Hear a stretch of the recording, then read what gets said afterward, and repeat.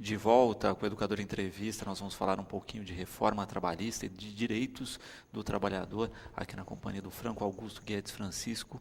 Obrigado pela participação com a gente. Eu que agradeço, Luciano. Bom dia. Bom, tem sido discutido muito nas mídias a questão da reforma trabalhista, o que foi inicialmente planejado nessa reforma e apresentado pelo Palácio do Planalto e o que de fato acabou sendo concretizado em votações, né, por meio do Congresso Nacional. Nós tínhamos uma reforma muito dura que saiu do Palácio, nem tudo que foi proposto entrou de fato, mas ainda assim o resultado final é, de certa forma, complicado para os trabalhadores. Isso, Luciano. No mês passado, o presidente Michel Temer sancionou a chamada reforma trabalhista e, realmente, como você disse, foram mudanças severas, mudanças pesadas que vão gerar grande impacto na relação empregador e empregado.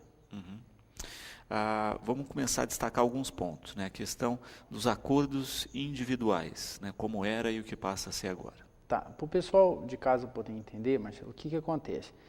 A Justiça do Trabalho, ela tem a sua gama de legislação, que ela vem justamente para meio que regulamentar as situações entre empregador e empregado. Como a gente ouve, muitos dizem assim, a Justiça do Trabalho, ela foi feita para proteger o empregado. Então, para o pessoal poder contextualizar, realmente ela foi criada para proteger o empregado, porque entende-se que entre o patrão que detém o capital e o empregado a força de trabalho, ela veio justamente para poder nivelar os dois. Pois bem, até antes da reforma trabalhista, como que funcionava? A legislação ela vinha com os direitos básicos e permitia, apenas em algumas hipóteses, a alteração da norma que estava regulamentada na lei, mediante negociação coletiva. Ou seja, o sindicato deveria intervir como um fiscal dessa negociação para poder autorizar que alguns direitos fossem flexibilizados. Agora, com essa alteração, ela veio privilegiando os acordos individuais, ou seja, o patrão e o empregado, eles podem agora, sem a presença do sindicato, fazer essa negociação entre eles. Por exemplo, nós vamos criar o banco de horas, nós vamos reduzir o intervalo para a refeição. Antes precisava da assistência do sindicato. Agora, essa negociação pode ser individual, diretamente, entre empregador e empregado. Perfeito. E nesse sentido, né, se teme aí que o empregado fique desfavorecido por não ter poder de negociação. Sim, o que acontece? A nossa crítica e a nossa percepção diante dessa reforma é justamente nesse sentido. Como já foi dito, o empregador ele detém o capital. E, infelizmente, nosso país vive uma realidade econômica difícil, onde existem mais de 14 milhões de desempregados. Então, nem sempre o empregado vai ter o poder de falar não, justamente por causa da necessidade de permanecer no emprego. Então, a gente acha que esse ponto, dependendo da situação, pode vir a prejudicar os empregados. Perfeito. Falando ainda dessa questão dos acordos individuais, né, se colocam essas questões pontuais. Funcionamento de banco de horas, período para almoço, etc. Muitos trabalhadores têm esse temor, né? Olha, eu tenho um horário de 2 horas de almoço, mas porque eu me desloco até minha residência, né, tenho que deslocar de volta, na prática mesmo de almoço, o sujeito tem meia hora, 15 minutos, né? Como é que fica essa questão, né? Se a empresa exige e o trabalhador não tem como executar essa ação? Aí o que acontece? O empregado vai ter que, tipo assim, achar alguma forma, dar o jeito para poder cumprir. Lógico, o que a gente está falando é como se a gente estivesse visualizando a pior das hipóteses, mas a gente acredita que deve prevalecer o bom senso, que se sente empregado e empregador, cada um analise as necessidades do outro e que chegue num consenso, né? Mas, infelizmente, a gente vê que existem na prática alguns que não levam tanto em consideração essas necessidades dos empregados, como também alguns empregados não conseguem entender as necessidades dos seus empregadores. Mas se a gente analisar a letra fria da reforma, ela dá um poder para o empregador poder negociar aquilo que foi interessante para a sua empresa. Nós falávamos no último bloco a respeito dessa questão dos acordos individuais, né? Vamos falar um pouquinho agora com respeito às férias, né? O que muda na nova legislação. Tá. O que acontece, Luciano? A legislação anterior, que é a vigente hoje ainda, determina o quê? Que as férias, em regra, deveriam ser concedidas de uma única vez, tá? 30 dias, aí dependendo da quantidade de faltas de cada um, esse número pode diminuir. Excepcionalmente, era autorizado que houvesse um fracionamento dessa concessão nas férias. Então, poderia, de forma excepcional, autorizar que elas fossem divididas, mas um período não poderia ser mínimo de 10 dias. O que ocorre? Com a reforma trabalhista, veio afetar as férias no seguinte sentido: agora elas podem ser fracionadas em até 3 vezes, tá? Sendo que pelo menos um dos períodos não possa ser inferior a 14 dias. E o que acontece? Essas férias, elas são concedidas a critério do empregador.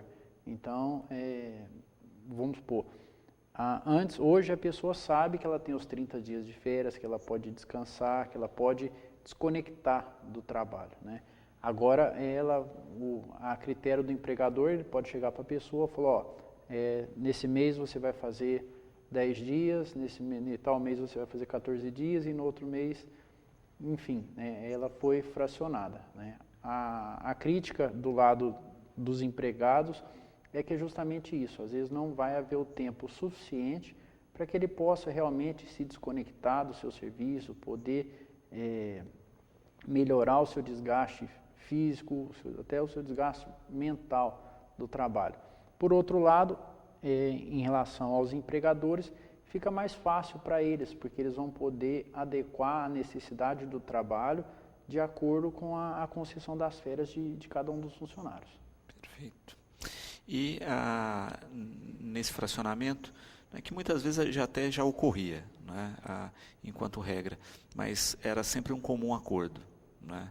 Acho que essa diferença contundente aí da imposição do período pode complicar um pouco a vida do trabalhador. Esse fracionamento anterior, por mais que às vezes ele ocorresse, vinha o quê?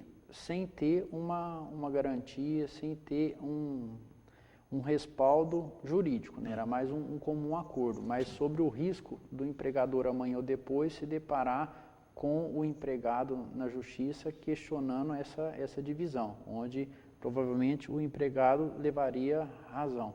Agora não, agora justamente essa lei veio para regulamentar isso e para colocar um ponto final nessa discussão, permitindo o fracionamento em até 3 vezes as férias. A Ângela coloca uma questão interessante, né? E para casos ocorridos antes do período da lei, vale a lei anterior? O que ocorreu antes da lei está valendo a regra atual. A lei, apesar de ter sido sancionada no mês passado, ela tem um prazo para ela entrar em vigor. Então, ela passa a ter a vigência dela a partir de meados de novembro. Então, até novembro está valendo a regra atual. Perfeito. Porque também tem essa questão, né, de como avaliar essa transição, né? A transição sempre é o período mais complicado. Justamente. Em tese, esse período concedido aí de julho até novembro seria para as empresas se adequarem, para os empregados poderem tomar conhecimento de quais serão as novas regras, né? E a partir de então começar a valer. Perfeito. Ainda com relação à questão das férias, o Rogério colocando, né? Acúmulo de férias, né? Existiam legislações a respeito disso. Como é que ficou essa questão do acúmulo? Hoje, como funciona? A pessoa ela passa a ter o direito às férias a partir de um período aquisitivo de 12 meses. Então, vamos contextualizar para o pessoal poder entender. Ela começou a trabalhar em janeiro de 2013, trabalhou até janeiro de 2014. Então, ela passou a ter direito a um período de férias. Esse período de férias, o empregador tem 1 ano para poder conceder. Então, assim, ele tem até janeiro de 2015 para poder usufruir, para poder gozar as férias. Em tese, continua da mesma forma. Só que o que vai mudar é a forma com que essas férias serão gozadas. Hoje, elas deveriam ser de uma vez só, tá? De forma excepcional, podendo fracionar. Agora, com a nova regra, o empregador poderá conceder, vamos supor, ao invés de ser 30 dias, ele poderá falar, fulano, você vai ficar esse mês 14 dias, depois mais tantos dias até chegar nos 30. Um outro fator que preocupa é a questão da demissão, em especial as demissões em comum acordo, né? Como é que isso vai funcionar diante da lei? Bom, Luciano, a demissão em comum acordo é uma novidade trazida por essa reforma. Como que funciona hoje, né, com a lei vigente?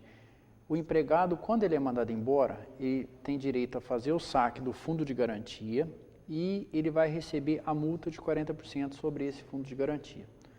Na hipótese do empregado pedir demissão, ele partir dele a iniciativa de sair da empresa ou se ele for mandado embora por justa causa, ele perde o direito de efetuar o saque do fundo de garantia, como também perde o direito em receber a multa dos 40%. O que a nova lei trará de inovação? Esse comum acordo entre as partes. Como que vai funcionar? Se o empregado quiser sair da empresa agora, ele pode chegar para o seu empregador, combinar essa dispensa e ela será feita da seguinte forma: o empregado vai sacar 80% do saldo do seu fundo de garantia e a multa, ao invés de 40%, vai ser 20%. Perfeito. Então, nesse caso, tem um benefício interessante. Nesse caso, a reforma ela é interessante para o empregado. Perfeito. Mas tem que ter o acordo. É essa a questão, senão... tem que ter o acordo, tem que ser tudo por escrito, formalizado, né, ter feito o termo de rescisão, constando essa modalidade, né, e lembrando, ela não vai sacar a integralidade do depósito do fundo de garantia, vai ser só 20%, só 80%, e a multa, ao invés de 40%, será 20%. Perfeito. Ainda falando dessas questões, né, uma que a gente falava no bloco passado é a respeito dos intervalos para refeição e descanso. Isso. Como é que ficam nesse sentido? Hoje a lei determina o quê? Todo trabalho acima de 6 horas, ele deve ter um intervalo de 1 hora, no mínimo, e no máximo 2 horas. Tá? Como que chegou-se nesse valor? Através de estudos e entendeu que o empregado ele deve ter pelo menos 1 hora de intervalo para ele poder fazer alimentação, poder se recompor, que é justamente como o nome fala, intervalo para refeição e descanso.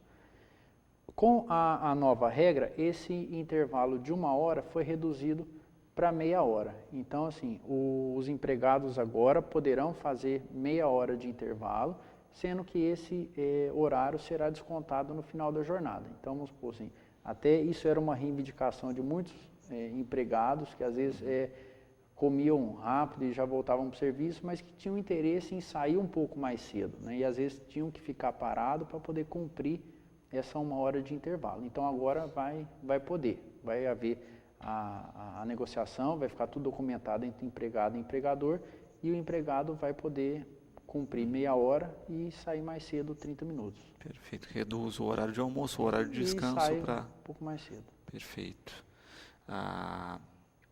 Também a respeito da questão de tempo de deslocamento casa-trabalho, né? Isso também está dentro aí dos novos termos legais. Também veio uma alteração e nesse sentido, a nosso ver, é prejudicial ao empregado. Por quê? Igual aqui na cidade de Batatais, como em toda a região, onde nós temos usinas, temos empresas um pouco fora do centro da cidade, onde há a necessidade dos empregados pegarem a condução, o veículo, o ônibus disponibilizado pela empresa e se deslocar até o seu local de trabalho, as chamadas horas itinere. Nesse caso, com a reforma, essas horas itinere acabaram. Então, assim, o tempo que o empregado levar para deslocar até o seu local de trabalho, o empregador não tem mais a obrigação de fazer o pagamento. Horas extras, como é que fica essa questão dentro da nova legislação? Bom, Luciano, eu acho que aí agora nós chegamos assim, no ponto crucial da reforma. Tá? Aqui nós temos argumentos tanto do lado do empregado quanto do lado do empregador. Antes da gente adentrar, gostaria de deixar bem claro para os telespectadores que, apesar do governo justificar essa reforma como um fato de trazer mais emprego, gerar mais empregos, aí é o lado econômico da questão. Né? Então, aqui nós estamos debatendo a parte jurídica. Né? Então, eu vou me posicionar juridicamente. O que acontece? A lei determina que a pessoa, o limite da jornada de trabalho dela, 8 horas nos dias normais, podendo, entretanto, a realização de horas extras até no máximo 2 horas. Na hipótese de prorrogação dessa jornada, ou às vezes criação de jornadas diferentes, como, por exemplo, turnos 12 por 36, 5 por 1, o que acontece? Dependia da intervenção do sindicato para poder autorizar essas mudanças, como também do banco de horas, que muito do pessoal deve já conviver com essa realidade, porque a maioria das empresas grandes acabam adotando. Mas sempre lembrando, dependia da chancela do sindicato, que estava ali para defender o interesse dos empregados. O que acontece? Com a nova regra, que a gente até começou falando isso dos acordos individuais, agora esse banco de horas vai poder ser negociado diretamente entre empregador e empregado, entre patrão e empregado. Então, o que a gente imagina que vai acontecer na prática? O empregado, ele depende do trabalho, então ele não vai ter o poder de poder vetar, de poder dizer não a algumas imposições do empregador. Então, lógico, como financeiramente é mais vantajoso para o empregador, todos irão formalizar o banco de horas. O que é o banco de horas para o pessoal entender? Vamos supor que hoje a pessoa está trabalhando, teve a necessidade dela trabalhar 2 horas extras. No final do mês, ela vai receber por essa hora extra trabalhada. Com a nova regra, essa adoção do banco de horas, ao invés dela receber, essa hora extra vai ser creditada numa conta dela. Isso vai sendo somado 1 dia, 2 dias, 3 dias, sendo que dentro de um prazo de 6 meses, o empregador, ao invés de fazer o pagamento dessas horas, irá conceder em folgas. Ou a pessoa sai mais cedo do trabalho, ou ela fica 1 dia sem trabalhar, emenda feriado. Qual que é a nossa colocação a respeito disso? Essa concessão de folga, primeiro, ela fica a critério do empregador. Vamos supor, tem um feriado na sexta-feira, eu quero usar meu banco de horas para não vir trabalhar na quinta, para poder emendar. Se o empregador vetar, está vetado. Então, o empregado ele não tem a possibilidade de exigir. Lógico, vamos supor, ele pode fazer esse pedido, o empregador pode concordar, mas depende da vontade do empregador. E em segundo ponto, o que acontece? O empregado trabalha para receber. O empregado precisa do dinheiro, ele tem a sua conta do cartão de crédito, ele tem as suas despesas mensais para poder efetuar o pagamento. Então, ele trabalha contando com as horas extras, porque querendo ou não, ela acaba incorporando no salário e é a realidade da maioria dos brasileiros. E de que adianta um empregado ter uma folga numa quarta-feira se ele não tem o dinheiro para poder gastar, o dinheiro para poder usufruir? Lógico que ele vai querer trabalhar. Então, essa fica a nossa crítica. Por quê? Do jeito que está, as horas extras vão acabar. Assim como as horas em Tinder, vai ser uma coisa que vai ser raríssimo de ver, porque todos vão adotar o banco de horas. Agora, nem de todos os males. Vamos analisar do lado do empregador. Vai facilitar. Por exemplo, se a gente pegar o comércio na época de Natal, época de Páscoa, existe um aumento de volume nas vendas. Então, às vezes, é necessário que os empregados fiquem um tempo a mais. Então, se esses empregados ficarem um tempo a mais, e hoje, vamos supor, gera a necessidade de pagamento de hora extra, que às vezes pode onerar o caixa da empresa. Então, nesse caso, vamos supor, em dezembro, eles fazem, os funcionários trabalham mais, e janeiro, fevereiro, que às vezes é um período de menor movimento, o empregador concede folga para os funcionários, né? Então, assim, ressaltando, temos posições dos dois lados, tanto do lado dos empregados que questionam essa mudança, quanto do lado dos empregadores que comemoram essa mudança, né? Por isso que a gente acredita e torce para que ocorra um bom senso entre as partes, principalmente entre os empregadores, e que façam tudo da melhor forma, que atenda o interesse das duas partes. E uma coisa que é clara também é que vai se passar pela estrutura das empresas uma questão muito grande de gestão, né? Porque não adianta nada optar só pelo banco de horas e depois ficar desfalcado aí do funcionário em momentos cruciais, né? Tem que ter uma questão muito clara de gerenciamento também. Em alguns casos, de fato, as horas extras vão ter que ser aplicadas. Sim, justamente. Aí eles têm que realmente gerenciar para que não ocorra, às vezes, que não extrapole o limite diário, mesmo ocorrendo essas horas extras. Também deve ser observado que essas horas do banco de hora deve ser concedido em folga dentro de um período de 6 meses, senão eles vão ter problema. Então, assim, e tudo a gente ressalva, como existe a possibilidade da negociação individual, tudo tem que ser documentado, formalizado, para que os empregadores não venham ter problema lá na frente também, Luciano. Sem dúvida. E de fato é isso, né? A gente tem uma abertura em certos itens da relação, mas que não quer dizer que isso seja motivo para desrespeitar as ações, né? Elas foram recolocadas em outro patamar, mas ainda existe uma legislação que tem que ser seguida ou haverão problemas para as duas partes. Sim, como diz assim, um patamar mínimo ainda é assegurado. Então, assim, lógico, foi concedida uma possibilidade de negociação muito grande para que as partes consigam adaptar a lei em cada uma de suas realidades, né? Porque a gente não pode esquecer que nós vivemos num país de extensão territorial continental, né? Então, são realidades distintas e uma mesma lei sendo aplicada. Então, vai haver a possibilidade de cada um poder se adequar da melhor forma, mas sempre respeitando um mínimo, né? Um patamar mínimo. Quando se pensa, né, na legislação, nós temos também uma questão que é o funcionamento atual do trabalho. Uma ação hoje cada vez mais comum é o home office, né? As pessoas que trabalham direto da sua casa. Isso foi contemplado dentro da nova legislação. Sim, Luciano, o home office é uma novidade, tipo assim, é uma questão recente no nosso país, numa realidade, principalmente dentro do judiciário, e havia muitas dúvidas de como funcionava, principalmente no que diz respeito à jornada de trabalho desse pessoal. Como você disse, home office são aqueles funcionários que, ao invés de prestar o serviço na empresa, executam as suas atividades na sua própria casa. Então, o que acontece?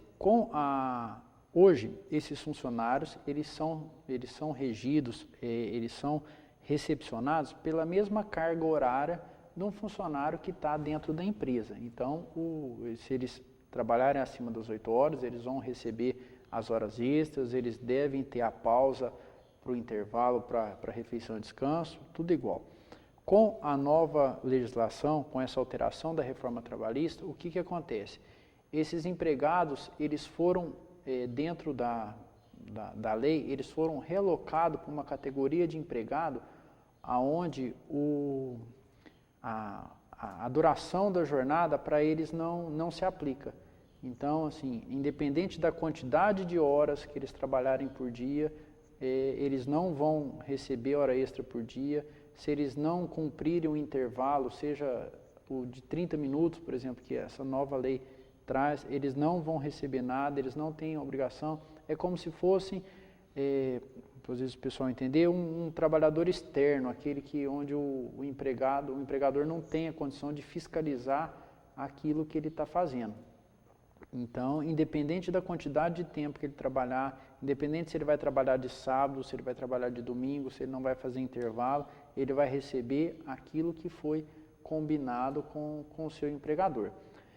Para os empregadores, essa modalidade é muito vantajosa. Por quê? Porque veio regulamentar uma situação que havia muitas discussões nos tribunais e acaba acarretando o quê? Uma certa economia. Porque vai diminuir o espaço físico dos funcionários, às vezes ele pode se relocar para um espaço menor, com um aluguel menor, não vai haver necessidade de pagamento de vale-transporte, de vale-refeição, porque a pessoa vai trabalhar em casa. Além dos custos com energia, com água, não vai ser diminuído. Em contraprestação, para o empregado, no nosso ponto de vista, a gente vê que ficou uma coisa um pouco perigosa. Por quê? O empregador pode determinar uma quantidade de tarefa por dia para o empregado fazer, independente da jornada. E o empregado vai ter que se submeter ao esforço para poder cumprir aquela meta que foi traçada. Como não tem mais o limite da jornada, né, então a gente não... É por produtividade. Não sabe, pode virar a produtividade. Aí a gente cai naquele conceito de que a realidade econômica que a gente vive hoje no país, a quantidade de desempregados, então, lógico, aquele que está com o emprego em mãos fará de tudo para poder mantê-lo, né? E de fato, aí a gente vai cair em outros trâmites que eu tenho certeza que vão evoluir essa discussão. Nós estamos falando de novas tecnologias, de novas maneiras de se trabalhar, que vai ser como mensurar produtividade em alguns casos. Justamente, assim, vamos dar um exemplo, assim, na minha realidade. Às vezes o escritório de advocacia, ele tem 3, 4 advogados que fazem as peças processuais, que ficam lá digitando, ficam lá escrevendo. Eu não vou precisar mais desses funcionários em casa, no escritório. Eles vão poder prestar o serviço em casa, na comodidade da casa deles, tudo. Só que eu vou passar para eles uma quantidade de serviço por dia. Vocês têm que fazer 10 manifestações por dia, por exemplo. Eu não quero saber se ele vai fazer de madrugada, na hora do almoço, de noite, de tarde. Ele tem que dar conta dos 10, que foi o combinado, né? Mas como assim, é uma coisa nova, vamos ver o que acontece. Mais uma vez a gente ressalta que acredita e torce para que haja o bom senso entre as partes e que sejam observados os limites aí de cada um. Sem dúvida. E de fato é isso, né? Eu tenho certeza que nós teremos, né, também na Justiça do Trabalho uma mudança muito grande das ações e das discussões, e isso acho que vai ser uma pauta extensa em Justiça de Trabalho, que vai ser essa questão da mensuração. Sim, Luciano, mas assim, essa mensuração às vezes vai cair, às vezes na quantidade de serviço. Agora, a quantidade de horas trabalhadas, a legislação já veio limitando isso. Independente da hora que você trabalhar, se você trabalhou de noite, se você não tem o que reclamar. Você não tem hora extra, você não tem adicional noturno, você não tem intervalo para refeição, você não tem nada. Você está na sua casa, você tem que dar conta do que for passado. O que eu digo da questão da mensuração, vamos pensar no seguinte: você tem lá 40 horas semanais, né, dentro do teu contrato de trabalho, e foi-lhe passado um volume de trabalho que você não conseguiria concluir em um mês, por exemplo, né, e isso foi-lhe cobrado, né? Então isso vai gerar discussão, tenho certeza disso. Provavelmente. Se passar vamos dizer assim, o limite do bom senso, do que é razoável, com certeza haverá discussões em cima disso. E falando em discussões, uma que tem se instaurado muito é a questão do trabalho intermitente. Justamente, Luciano. Mais uma vez, a alegação do governo para esse tema é movimentar a economia, trazer para a formalidade aqueles trabalhadores informais. Para a gente poder contextualizar para o pessoal que está nos ouvindo, o que seria o trabalho intermitente? O trabalho intermitente, por exemplo, é aquele garçom que a lanchonete ou que o restaurante contrata ele para trabalhar no sábado e no domingo, ou na sexta e no sábado. Então, ele não tem um registro em carteira, ele não é um empregado formal, ele vai lá e ganha pelo dia trabalhado. O que acontece? A legislação, o governo entende o quê? Que precisa trazer esse pessoal para a formalidade. Então, como que vai funcionar? Eu tenho um restaurante, eu quero contratar uma determinada pessoa para trabalhar para mim. Você vai lá, faz o registro na carteira dela, trabalho intermitente. E cabe a você, empregador, chamar aquela pessoa para trabalhar no dia que você achar que convém. O que acontece? A nossa crítica a respeito a isso. Primeiro, o empregado ele vai ficar em cima do muro. Por quê? Bom, eu estou registrado, eu estou empregado, mas eu não sei que dia que eu vou trabalhar, eu não sei o quanto que eu vou receber no final do mês. Por quê? Porque eu dependo do chamado do empregador. E como que não existe uma regra que estabeleça quais dias o empregador tem que chamar ou o mínimo de dias que ele tem que chamar. Justamente foi concedido ao empregador a mera liberalidade dele em poder fazer o chamado da forma que ele quiser. Então, esse tema é um tema muito discutido, é um tema que o presidente Michel Temer, mesmo diante dessa aprovação, ele já se propôs a editar uma medida provisória antes mesmo da entrada em vigor da reforma trabalhista para alterar esse ponto, porque é um detalhe muito perigoso, Luciano. E eu digo por quê? Na minha concepção, os empregados que forem contratados de forma intermitente, o que acontece? Eles vão ficar dependendo da vontade do empregador para poder prestar o serviço. Então, se o empregador chegar para ele e falar, você tem que carregar esse saco com esse peso, ele vai pegar o saco, ele vai fazer tudo, mesmo às vezes ele não conseguindo, ele vai se esforçar ao máximo, por quê? Porque se ele não fizer na vontade com que foi pedida, provavelmente o empregador não vai chamar ele para voltar a trabalhar. Então, assim, como a gente não consegue delimitar como que o empregado vai voltar ou não, quais os dias, e o empregador também não precisa justificar, ele não precisa falar assim, não, eu não te chamei por causa disso, não, eu não te chamei porque não precisava, porque eu não quis. Então, não foi estabelecida uma regra. Então, a gente acredita que, às vezes, não na maioria, mas infelizmente, de forma excepcional, existem, às vezes, empregadores que possam querer se aproveitar dessa situação e até da vulnerabilidade do empregado e exigir uma coisa assim, além do limite. E o empregado, porque precisa do dinheiro, precisa do seu salário, se submeter ao cumprimento dessas tarefas. Franco, a alteração na composição do salário é um outro tema discutido aí que, de fato, chama muita atenção. Sim, Luciano, é um outro tema que vai impactar diretamente aos empregados. O que acontece? Hoje, vamos supor, o salário é o salário básico, mas, às vezes, o funcionário recebe uma comissão, uma bonificação. Tá? Eu gosto sempre de contextualizar para o pessoal poder entender. O salário da carteira está R$ 2.000. Ele recebe mais R$ 1.000 de bonificação e mais R$ 1.000 de comissão, ao todo R$ 4.000. Quando a empresa vai fazer o recolhimento do Fundo de Garantia, o recolhimento do INSS, esses valores, os 4.000, integram a base de cálculo desses recolhimentos.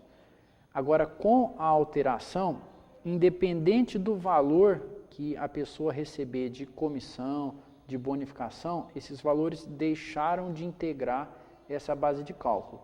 Então, o que acontece? Todo o recolhimento que for feito vai ser apenas em relação ao salário base, o salário da carteira. A nossa preocupação, o que é? Além disso, já trazer um impacto muito grande no direito, na renda do trabalhador, pode-se ocorrer justamente o quê? De se houverem alterações ou as novas contratações virem da seguinte forma, o mínimo possível de salário na carteira e o máximo possível de bonificação e gratificação, justamente para não onerar a empresa. Agora, o que a gente não entende, até fugindo um pouco da ótica trabalhista, na parte previdenciária é que o governo ele vem a público defendendo uma inverdade, que é o déficit da Previdência, que a Previdência tá falida, está quebrada, e ele me traz uma alteração em que vai impactar diretamente no recolhimento previdenciário. Porque antes, se a pessoa recebia a comissão, recebia a bonificação num total de 4.000, esse 4.000 ia de recolhimento para a Previdência. Agora, dessa forma, se ficar só o salário de 1.000, ao invés de recolher sobre 4, vai recolher sobre 1.000. Então, vai gerar um impacto muito grande também no recolhimento previdenciário. Então, está atingindo os cofres públicos. Então, são coisas que a gente assim não entende. E para o empregado vai ser ruim também. Porque antes, com o recolhimento previdenciário, ele iria se aposentar com esse valor. Agora, com um valor menor, ou ele vai ter que tentar uma previdência privada para poder complementar depois, ou senão ele vai se aposentar só com o valor que está na carteira. Então já vê que nenhuma conversa de legislações estão havendo, né? Que era isso, né? Era pensar no todo e não só fracionadamente, não só na reforma trabalhista, mas já pensar no impacto disso na previdenciária. A gente percebe o que, Luciano? Por mais que a gente aponte várias críticas sobre essa reforma, nós não podemos questionar de que ela realmente era necessária para poder trazer um avanço na economia. Só que a nossa crítica, o que é? É que ela foi feita muito rápido, sem um estudo necessário, sem argumentos condizentes que possam ser validados juridicamente. Porque disso tudo que a gente está falando, muitas coisas serão questionadas dentro do próprio judiciário, se é constitucional ou não, se está violando alguma regra ou não.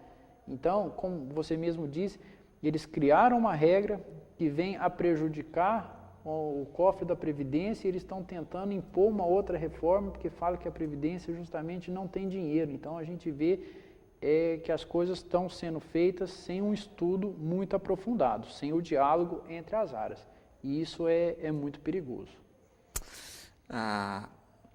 Além da questão, né, tem a quitação anual, que é uma outra preocupação. Essa quitação anual é uma preocupação muito grande.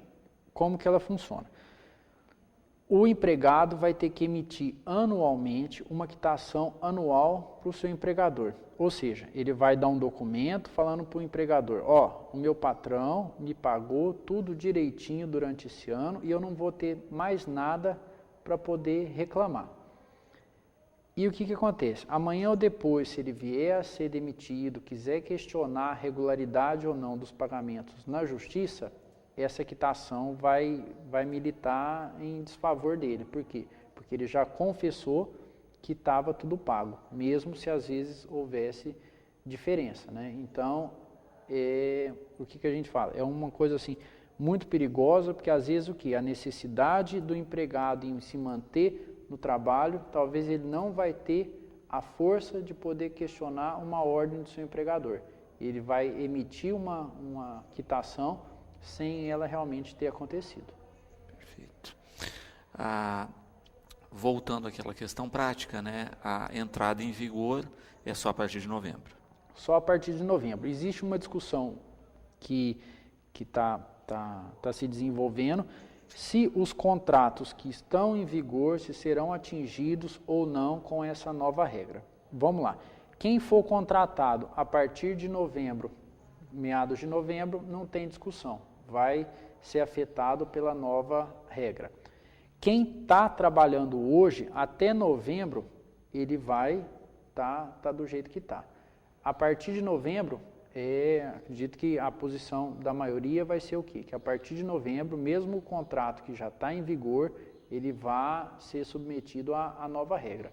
Lógico que existem alguns que questionam o direito adquirido, se a pessoa ela foi contratada sob uma legislação anterior, se vai afetar, mas provavelmente, como a justificativa do governo é a questão econômica, e a gente vê hoje que os próprios tribunais vêm apresentando decisões mais econômicas do que jurídicas, então provavelmente a partir de novembro todos os trabalhadores terão que seguir a nova regra. Perfeito. Franco, eu quero agradecer os esclarecimentos aqui com a gente. É uma questão que eu tenho certeza que voltará a ser tema do programa, conforme as pessoas vão se adaptando à nova realidade, à nova legislação. Esperamos aí ver que o impacto seja mais positivo do que negativo, se bem que eu duvido muito, né, como essas questões foram colocadas, mas que ainda exista a possibilidade do diálogo entre trabalhador, entre patrão, para que a gente tenha uma questão saudável aí dessas relações de trabalho e não uma questão, de certa forma, especulativa, como, infelizmente, a gente viu essa lei ser discutida no Congresso Nacional. Sim, Luciano. Realmente a gente espera que o diálogo ocorra, que a gente acredita que essa é a melhor solução. A gente também torce para que ocorra o bom senso dos dois lados, tanto do empregado, do empregador, que realmente todas essas medidas possam alavancar a economia do nosso país e que todos possam viver com dignidade, ter o seu salário e poder prover o seu sustento. E aproveitando para agradecer o convite, nossos escritórios colocam à disposição de vocês, dos seus telespectadores, para o que for necessário. Inclusive, a gente tem uma página no Facebook, onde a gente traz todas as alterações, as mudanças, as reformas, e é um canal também, se quem quiser, às vezes não teve tempo de mandar alguma pergunta para cá, pode entrar em contato com a gente que a gente responde. É só entrar lá no Facebook, Guedes Francisco Advocacia, e entrar lá, manda pergunta, a gente fará o possível para poder responder no menor tempo. Guedes Francisco Advocacia.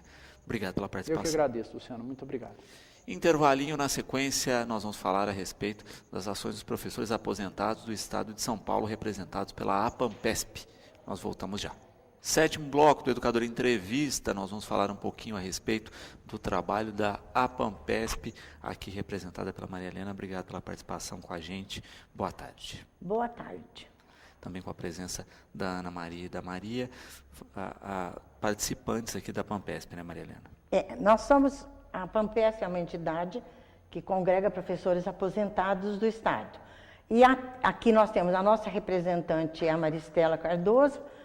Eu sou conselheira representante da secção da regional de Ribeirão Preto, e atrás nós temos um grupo de professores aposentados que dão um respaldo e dão força, onde as duas estão, mais uma quantidade grande de professoras aposentadas que trabalham junto com a gente. Perfeito.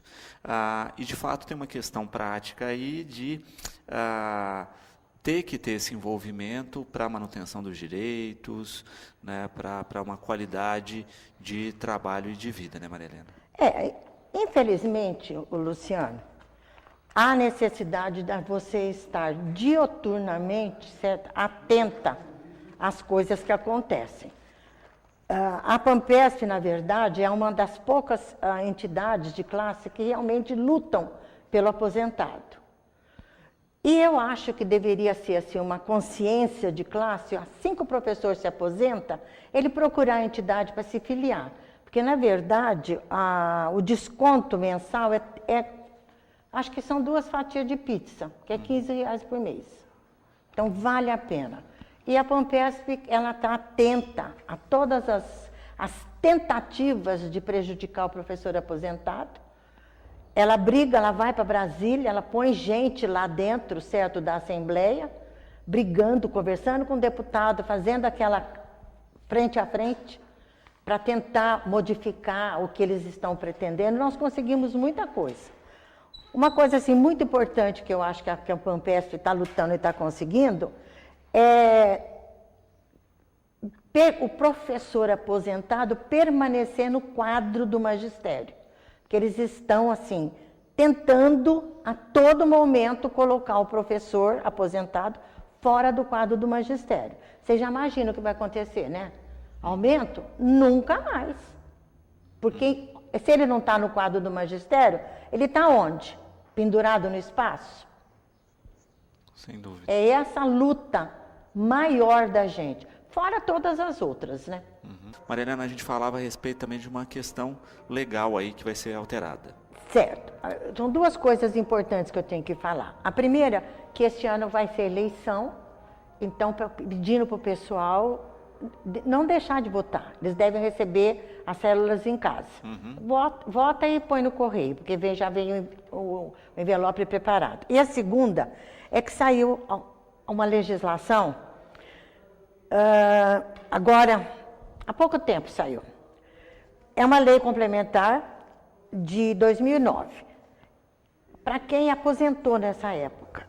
Existia antigamente, para quem trabalhava em local perigoso, que são para cidades com mais de 300 mil habitantes e para pessoal de zona rural, existia um abono correspondente a um percentual que eu não sei porque eu nunca recebi, chamado adicional de local de exercício. Isso aí foi instituído por lei complementar 669 de dezembro de 91. Está sendo regularizado agora. O pessoal aposentou em 2009 e deixou de receber. Agora, para quem naquela época recebia o ALE, tem que procurar os seus olerites e entrar em contato com a SPREV para ver como é que fica a situação, porque vai ser incorporado. Então, a preocupação da Pampesp é alertar o pessoal que trabalhou em cidade grande, em zona periférica, quer dizer, Campinas, Ribeirão Preto, São Paulo, cidades grandes, com mais de 300 mil habitantes, e que a sua sede era em local perigoso. Então é um processo burocrático aí, mas é um processo burocrático por enquanto. Posteriormente, talvez outras situações deverão... Por exemplo, tem escola que era perigosa, mas não foi colocada. Então, eu não sei como é que vai ser. O pessoal tem que estar atento para essa situação. Dá um aboninho bastante... Vai ser incorporado para todos os efeitos. Para 13º, para tudo. Quando se realiza essa ação, a pessoa vai ter, lógico, condicional na sua aposentadoria. Mas tem que fazer a ação burocrática. Não é porque uma pessoa conquistou e tem direito que vai ser revertido diretamente. Não, se ela não tiver o olerite e ela tem que procurar na Secretaria da Fazenda, se ela sabe que ela recebia esse ALE, certo? Que é adicional de local de trabalho, de exercício, se ela sabia que ela recebia, ela não tem mais olerite, ela tem que correr atrás. Porque só com o olerite, aí ela vai na SPREV, parece-me que é um processo automático, para quem aposentou em 2009. Tem que procurar para saber direitinho o que está acontecendo. Não pode aposentar e esquecer. Por isso que a Pampesp é importante, porque ela vai atrás dessas informações e procura colocar o pessoal conhecedor disso. Perfeito. Outra coisa que eu gostaria de falar. Quem aposentou ou quem tem ação judicial tem que entrar em contato com os advogados para acionar mudança de... Por exemplo, aqui em Batatais, fechou a Caixa Econômica Estadual, passou para o Banco do Brasil. Muita gente teve alterado a sede do banco, o número da conta. E o advogado tem o endereço anterior. Então, ele não tem para onde mandar o dinheiro que tem para receber. Então, eles têm, o pessoal aposentado que tem ação judicial, tem que procurar o seu advogado e atualizar o seu endereço. O endereço particular e o endereço bancário. Porque senão o advogado fica com o dinheiro lá parado e não sabe para onde mandar. Perfeito. É um alerta que a Pampesp está fazendo. Muitas vezes acontece isso, né? A pessoa entra com uma ação, com um projeto trabalhista, demora, a gente sabe que demora isso, acaba não recadastrando os dados e esse processo acaba se perdendo. E pode acontecer, não sei se todo mundo acompanha, o governo federal pegou os precatórios que estavam parados há mais de não sei quanto tempo para cobrir déficit do governo. Por quê? Pode ser desse pessoal que morreu, que o herdeiro não sabia, não entrou em contato, ou ele mudou de cidade, de endereço e não entrou em contato, e o dinheiro fica lá perdido. Então, a gente não pode deixar. Espera um pouquinho, sim. Tem uma outra situação. O pessoal que recebeu o GAN. Os primeiros receberam o atrasado, pago certinho, cálculo pela TR. Aí o governo recorreu. O que aconteceu? A ação se deslanchou. Então, quem tinha dinheiro para receber do GAN, que é a gratificação de trabalho do magistério, ficou parado. Os advogados, o governo entrou com uma ação pedindo para, assim, em vez de fazer o cálculo pelo TR mais os juros, era juros não era TR, era juros de poupança. E os advogados entraram com uma ação para evitar isso aí. Só que os advogados perderam a ação. Então, você sabe, né? O governo, na hora de pagar, entra para precatório. Na hora de cobrar, cobra no mês seguinte. Então, provavelmente, essas pessoas que tinham ações ganhas, mas que estavam com essa pendência do cálculo, vão receber nesse próximo olerite um desconto de R$ 22,94. É sucumbência, quer dizer, é o pagamento da ação perdida. Então, o pessoal não estranhar, não, se houver. Aqueles que têm ação ganha, mas não receberam o atrasado do GAN. Porque o GAN, na verdade, foi incorporado, né? Perfeito. A Lúcia perguntando como se associar à Pampesp. É a coisa mais fácil. A Maristela Cardoso tem toda a papelada. E é fácil entrar, gente. Nós temos que ter consciência que, infelizmente, nesse nosso Brasil, a associação, para se impor, ela tem que ter um número grande de associados. Então, o professor não pode achar que porque ele aposentou, ele não precisa fazer mais nada. Não, ele tem que estar engajado numa movimentação para garantir os seus direitos. Porque, senão, nós vamos perder. Pensando nessa questão prática, né, Maria Helena, onde encontra vocês? Existe um site da Pampesp que as pessoas podem ter mais informações? Existe. Tem um site de Ribeirão... Ai, deixa eu pegar meu óculos, deixa eu ver. Se você quiser me passar, eu posso fazer. O site da Pampesp...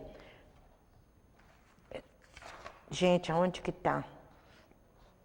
Onde encontra vocês, então? Enquanto isso, na minha casa. Prudente Moraes, 308. Prudente Moraes, 308. Só que assim, agora, esse período eu não estou, não. Eu vou viajar. Aqui, olha, e-mail. E-mail, ribeirãopreto@apampesp.org.br. Perfeito. Está aqui, olha. Ou você pode procurar na fespesp.org.br/entidades. Vai lá, tá a Pampesp, dentro aí as entidades afiliadas à Fespesp, tá certo? E a Pampesp fica na Silva Guzmão, né? Eu acho que é Silva Guzmão. No Sumarezinho, na rua Silva Guzmão, 329. E aí tem telefone. Eu vou deixar com você isso aqui. Se alguém perguntar, você já tem aí para você passar para o pessoal. Eu acho que é um problema de consciência de classe, sabe? Aposentou, procura a Pampesp, porque é a entidade que briga e que luta pelo aposentado. Eu sinto que é a única. Eu, por exemplo, sou associada da UDEMO, que é a minha profissional, a minha profissão. Mas eu sou também da Pampesp. Bom, mais alguma informação, Maria Helena, que você acha relevante? Olha, a preocupação maior nossa é aquela de quem tem ação, tem que entrar em contato com os advogados para atualizar número de conta, número de banco, endereço particular, porque tem um monte de gente que licionou em São Paulo, aposentou em São Paulo, recebia pelo banco em São Paulo. Mudou para cá, mudou o endereço. Aqui, mudou para o banco daqui. Só que o seu advogado, que está com as suas ações, não tem essa mudança. E às vezes ele tem dinheiro para entregar e não sabe para onde mandar. Então tem que atualizar, a preocupação é essa.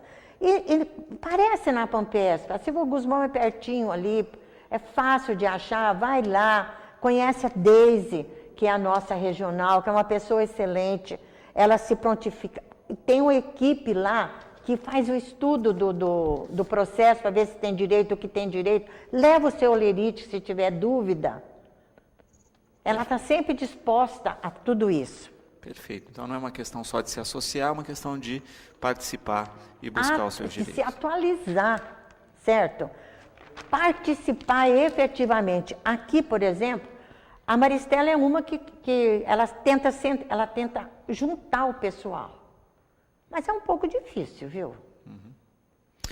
Bom, eu quero agradecer a presença de vocês aqui, esperar que as pessoas se engajem mais aí na busca dos seus direitos junto à Pampesp e reforçar essa questão, né, para que as pessoas procurem as professoras aqui que estão afiliadas à Pampesp e também façam a sua filiação e entendam um pouco mais desses direitos. Pois Obrigado. é, Luciano. Por exemplo, tem a Maristela Cardoso, tem a Nazaré Baldock, as duas também, a Ângela e a Saia, certo? Também fazem parte, estão sempre junto com a gente, podem dar alguma informação, podem orientar para quem que procura. Vocês duas moram lá no Castelo, né? Então, as duas são do Castelo, eu e a Maristela moramos aqui no centro da cidade. A Nazaré mora ali também, pertinho da Praça da Santa Cruz. E tem mais gente que trabalha, que atua, certo? E a gente precisa de mais gente para trabalhar e atuar. Perfeito. A gente agradece a participação, tá certo? E a gente agradece muito a vocês que sempre estão dispostos a dar uma mãozinha para nós, para divulgar o trabalho da Pampesp. E que se a gente não tivesse vocês, a gente não teria como entrar em contato e colocar à disposição. Por exemplo, uma coisa que eu vou fazer, eu vou viajar agora esse fim de semana, na volta eu quero ver se eu vou a Altinópolis, para passar todas as informações lá também. Perfeito. Eu vou entrar em contato com a representante e a gente vai lá. Perfeito. Bom, nós vamos ficando por aqui. Lembramos que hoje, né, o Cidade na TV começa mais cedo, às 18 horas, porque haverá a transmissão da missa ao vivo do Santuário Bom Jesus da Cana Verde, dentro aí das comemorações, né, da festa do padroeiro. Nós voltamos amanhã, logo após Fique Sabendo, com mais um Educador Entrevista.